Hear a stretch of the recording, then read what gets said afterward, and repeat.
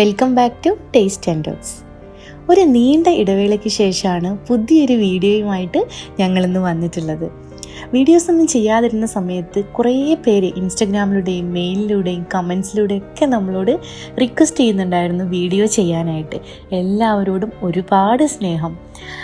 കുറച്ച് പേരെങ്കിലും നമ്മൾ വെയിറ്റ് ചെയ്യുന്നുണ്ട് എന്നറിഞ്ഞ ആ ഒരു കോൺഫിഡൻസിൽ നിന്ന് തന്നെയാണ് ഒരു അടിപൊളി ഇഫ്താർ വ്ലോഗുമായിട്ട് ഞാനിന്ന് വന്നത്. തീർച്ചയായിട്ടും നിങ്ങൾ വീഡിയോ കാണാം, എന്നത്തെയും പോലെ സപ്പോർട്ട് ചെയ്യുക.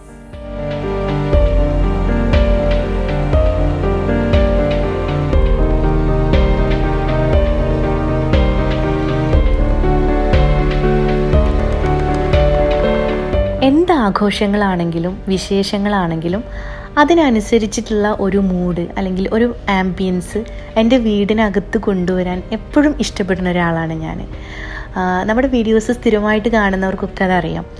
അപ്പോൾ റമദാൻ ആയതുകൊണ്ട് തന്നെ വളരെ പീസ്ഫുൾ ആയിട്ടുള്ള കാമായിട്ടുള്ള ഒരു അറ്റ്മോസ്ഫിയർ വീടിനകത്ത് കൊണ്ടുവരാൻ വേണ്ടിയിട്ട് കുറച്ച് കാര്യങ്ങളൊക്കെ ഞാൻ ചെയ്തു വെച്ചിട്ടുണ്ട്. അപ്പോൾ ഇന്നത്തെ നമ്മുടെ ഇഫ്താർ വ്ലോഗ് സുഹൂറോട് കൂടി തന്നെ നമുക്ക് സ്റ്റാർട്ട് ചെയ്യാം.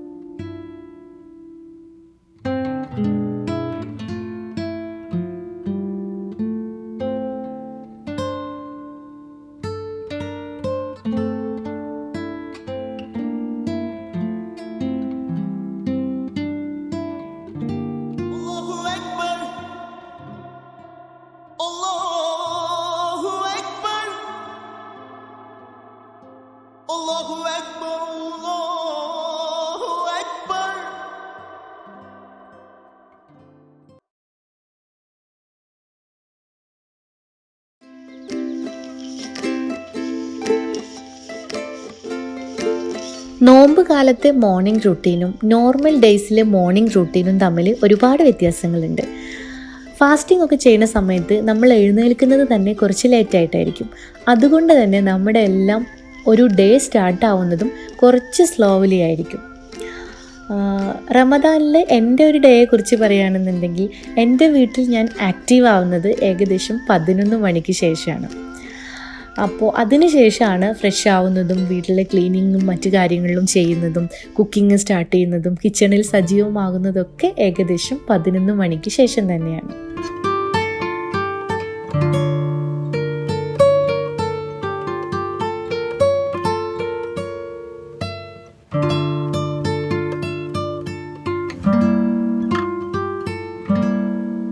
കിച്ചണിൽ കയറുമ്പോൾ തന്നെ ആദ്യം മറക്കാതെ ചെയ്യുന്നത് നമ്മൾ കുക്ക് ചെയ്യാൻ പോകുന്ന ഫുഡ് ഐറ്റംസിലുള്ള ഏതെങ്കിലും ഇൻഗ്രീഡിയൻസ് ഫ്രീസ് ചെയ്ത് വെച്ചിട്ടുണ്ടെങ്കിൽ അത് പുറത്തെടുത്ത് വെക്കുക എന്നുള്ളതാണ്.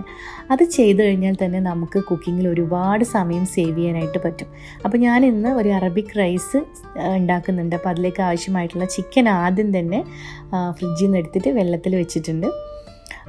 പിന്നെ സ്നാക്സ് ഐറ്റംസിൽ ഒരു എഗ്ഗ് മസാല ചെയ്യുന്നുണ്ട്. അപ്പോൾ അതിനാവശ്യമായിട്ടുള്ള എഗ്ഗും ആദ്യം തന്നെ ഞാൻ ബോയിൽ ചെയ്ത് മാറ്റി വയ്ക്കുകയാണ്. അപ്പോൾ അതും നമ്മൾ അടുപ്പിൽ വെച്ചിട്ടുണ്ട്.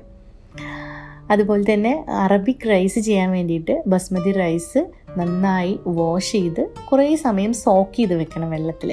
അപ്പോൾ അത് നമ്മൾ ചെയ്തു കഴിഞ്ഞാൽ നമുക്ക് അത്രയും സമയം സേവ് ചെയ്യാനായിട്ട് പറ്റും കുക്കിംഗ് ടൈമിൽ. ഓൾറെഡി നമ്മൾ ഭയങ്കര ടയർഡായിട്ടാണ് ഈ ഒരു ഫാസ്റ്റിംഗ് ഒക്കെ ചെയ്തിട്ട് കുക്കിംഗ് ചെയ്യുന്ന കിച്ചണിൽ. അപ്പോൾ ആ സമയത്ത് നമ്മൾ നേരത്തെ കുറേ കാര്യങ്ങൾ ചെയ്ത് വെച്ച് കഴിഞ്ഞാൽ വലിയ പ്രശ്നങ്ങളില്ലാതെ നമുക്ക് കുക്കിംഗ് ഒക്കെ ഈസി ആയിട്ട് ഫിനിഷ് ചെയ്തെടുക്കാനായിട്ട് പറ്റും. അപ്പോൾ ഇന്നത്തെ സ്നാക്ക് ഐറ്റംസിൽ ഉന്നക്കായ കൂടെ ചെയ്യുന്നുണ്ട്. അപ്പോൾ അതിനാവശ്യമായിട്ടുള്ള പഴം എടുത്ത് അതും നമ്മൾ ബോയിൽ ചെയ്ത് മാറ്റി വയ്ക്കുകയാണ്. ബോയിൽ ചെയ്ത് അത് ചൂടാറിയതിന് ശേഷം അതിനെ ഉടച്ച് നല്ല സെറ്റാക്കിയിട്ട് മാറ്റി വയ്ക്കണം. അപ്പോൾ പിന്നെ ടൈം ആകുമ്പോൾ നമുക്കത് ചെയ്തെടുത്താൽ മാത്രം മതി. അപ്പോൾ ഇങ്ങനെയുള്ള കുറച്ച് കാര്യങ്ങളൊക്കെ നമ്മൾ നേരത്തെ തന്നെ മുൻകൂട്ടി ചെയ്ത് വെച്ച് കഴിഞ്ഞാൽ ഞാൻ നേരത്തെ പറഞ്ഞ പോലെ തന്നെ കുറച്ചുകൂടെ ഈസി ആയിട്ട് നമുക്ക് കാര്യങ്ങളൊക്കെ കിച്ചണിൽ മുന്നോട്ട് കൊണ്ടുപോകാനായിട്ട് പറ്റും.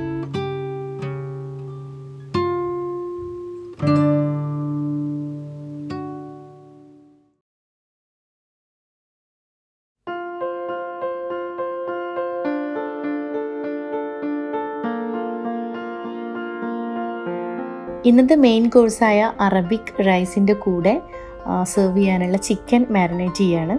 വളരെ സിമ്പിളായിട്ടുള്ള റെസിപ്പിയാണ്. ചിക്കനെ ഫോർക്ക് വെച്ച് നന്നായിട്ടൊന്ന് കുത്തി കൊടുക്കുക, എന്നിട്ട് സോൾട്ട് ഇട്ട് നന്നായിട്ട് സ്ക്രബ് ചെയ്യുക എല്ലായിടും. അതിനുശേഷം നമ്മൾ ചേർത്ത് കൊടുക്കുന്ന മസാലപ്പൊടികളാണ് കാശ്മീരി മുളക് പൊടി, കുറച്ച് മഞ്ഞൾപ്പൊടി, പിന്നെ അറബിക് മസാല, അതുപോലെ തന്നെ കുറച്ച് പെപ്പർ പൗഡർ, പിന്നെ ചേർത്ത് കൊടുക്കുന്നത് മാഗി ക്യൂബാണ്. മാഗി ക്യൂബ് ഒന്ന് പൊടിച്ചിട്ട് ഇതിൻ്റെ മുകളിലൊന്ന് നമ്മൾ ആഡ് ചെയ്ത് കൊടുക്കുകയാണ്. അതിനുശേഷം ഇതിനെ റെസ്റ്റ് ചെയ്യാനായിട്ട് വെക്കണം. നമ്മളെപ്പോഴും ചിക്കൻ ഉണ്ടാക്കുന്ന സമയത്ത് എത്ര സമയം റെസ്റ്റിംഗ് ടൈം കൂടുതൽ കിട്ടുന്നോ അതിനനുസരിച്ച് നമ്മുടെ ചിക്കന് ടേസ്റ്റ് കൂടും. അപ്പോൾ അത് മാറ്റി വെച്ചിട്ടുണ്ട്.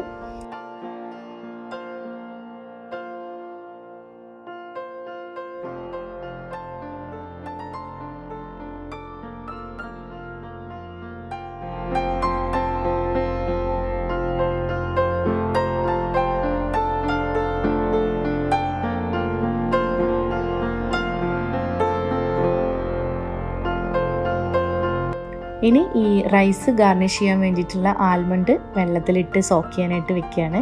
അപ്പോൾ ഇതുപോലെയുള്ള ചെറിയ ചെറിയ കാര്യങ്ങളൊക്കെ ഓർത്തെടുത്ത് ആദ്യം തന്നെ ചെയ്ത് വെക്കുകയാണ്.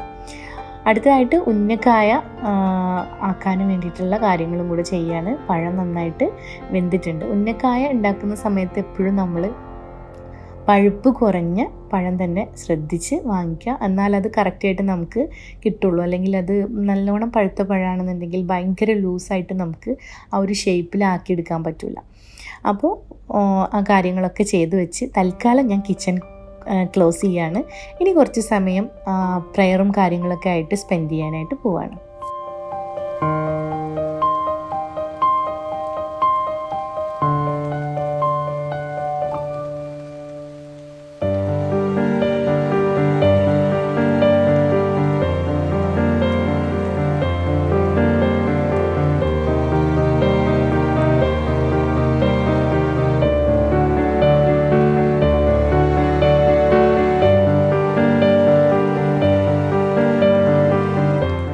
റെസ്റ്റിംഗ് ടൈം കഴിഞ്ഞാൽ അഗെയിൻ കിച്ചണിലേക്ക് തന്നെയാണ് വരുന്നത്.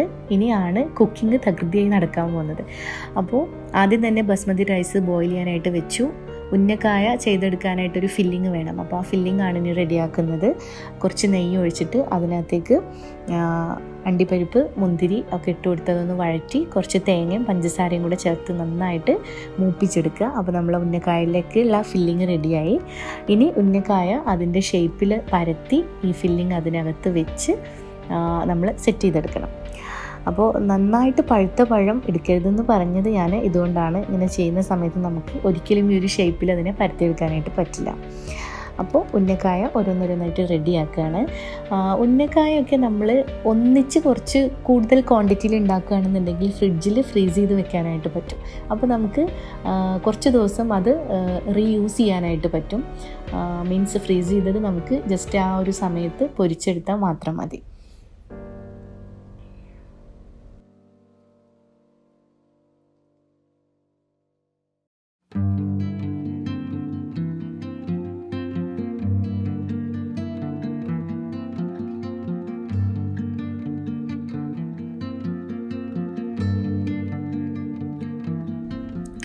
അടുത്തതായിട്ട് അറബിക് റൈസിലേക്ക് ആവശ്യമായിട്ടുള്ള ഇൻഗ്രീഡിയൻസ് എന്തൊക്കെയാണെന്ന് നോക്കാം.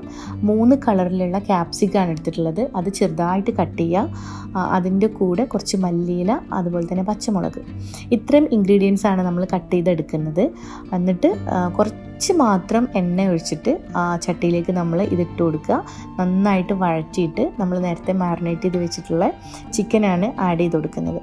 അപ്പോൾ ഈ എണ്ണയിലേക്ക് കുറച്ച് കുരുമുളക്, ഒരു ചെറിയ പട്ട, 2 ഗ്രാമ്പു, ഏലക്ക അത്ര ഇട്ട് കൊടുക്കുന്നുണ്ട്. കൂടാതെ ഒരു ഡ്രൈഡ് ലെമണും കൂടെ നമ്മൾ ആഡ് ചെയ്യുന്നുണ്ട് കേട്ടോ. ഇത് നന്നായിട്ട് മിക്സായി വരുമ്പോൾ ആ ഒരു ചിക്കൻ നമ്മളിതിലേക്ക് ചേർത്തിട്ട് ആദ്യം നന്നായിട്ടൊന്ന് മിക്സ് ചെയ്തെടുക്കുക. എന്നിട്ട് അടച്ച് വെച്ച് നമ്മൾ വേവിക്കാൻ പോവാണ്. ഒരു ആവിയിലൊക്കെ വെന്ത് കിട്ടുന്ന ഒരു പരുവത്തിലേക്കാണ് നമ്മളിതിനെ ആക്കിയെടുക്കുന്നത്. അത് കഴിഞ്ഞിട്ട് ഒന്ന് ചെറുതായിട്ട് ഈ ഒരു ചിക്കനെ ഗ്രില്ല് ചെയ്യുന്നുണ്ട്. അപ്പോൾ ഗ്രില്ല് ചെയ്യാൻ ഇഷ്ടമില്ലാത്തവർക്ക് ഈ ഒരു രീതിയിലും റൈസിൻ്റെ മുകളിൽ വെച്ചിട്ട് സെർവ് ചെയ്യാവുന്നതാണ് കേട്ടോ. അപ്പോൾ എന്തായാലും ഇതിൻ്റെ മുകളിൽ ചെറിയൊരു കോട്ടിങ് കൂടെ കൊടുത്തിട്ടാണ് ഞാൻ ഗ്രിൽ ചെയ്യാനായിട്ട് വെക്കുന്നത്.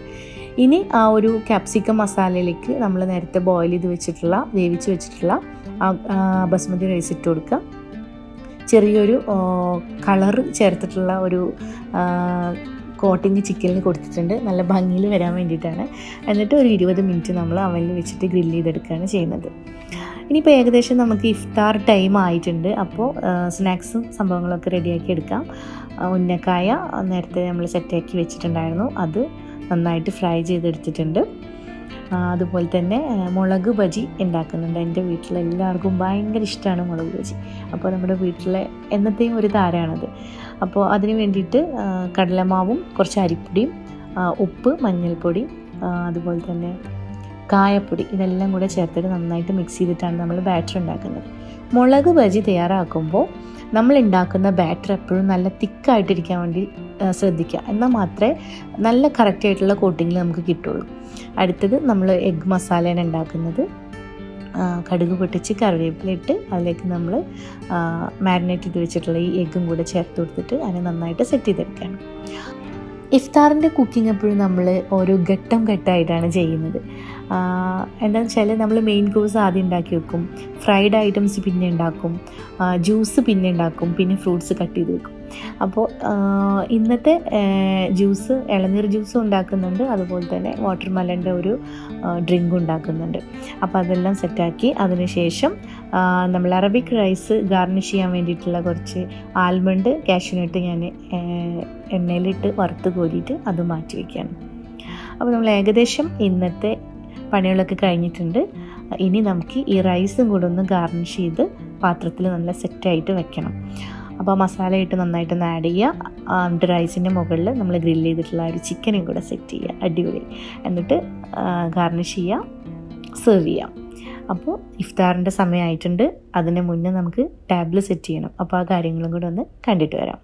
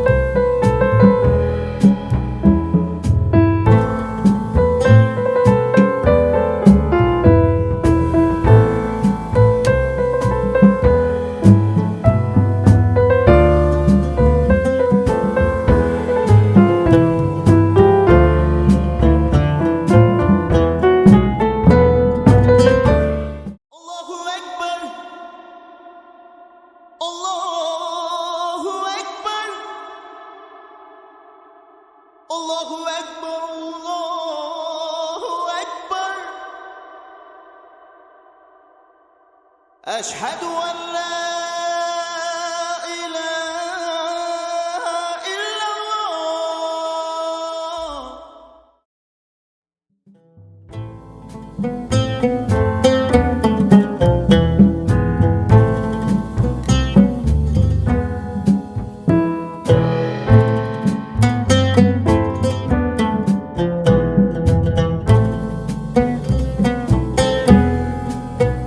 ഇന്നത്തെ ഇഫ്താർ വ്ലോഗ് എല്ലാവർക്കും ഇഷ്ടമായിട്ടുണ്ടാവും എന്ന് തന്നെ വിചാരിക്കുന്നു. ഇഷ്ടമായിട്ടുണ്ടെങ്കിൽ മാക്സിമം നിങ്ങൾ ഷെയർ ചെയ്യുക. അഭിപ്രായങ്ങൾ എന്ത് തന്നെയാണെങ്കിലും കമൻറ്റ് ബോക്സിലൂടെ അറിയിക്കുക. അപ്പോൾ മറ്റൊരു വീഡിയോ ആയിട്ട് പെട്ടെന്ന് തന്നെ വരാം. അതുവരെ എല്ലാവർക്കും നന്ദി, നമസ്കാരം. It's me Shabana.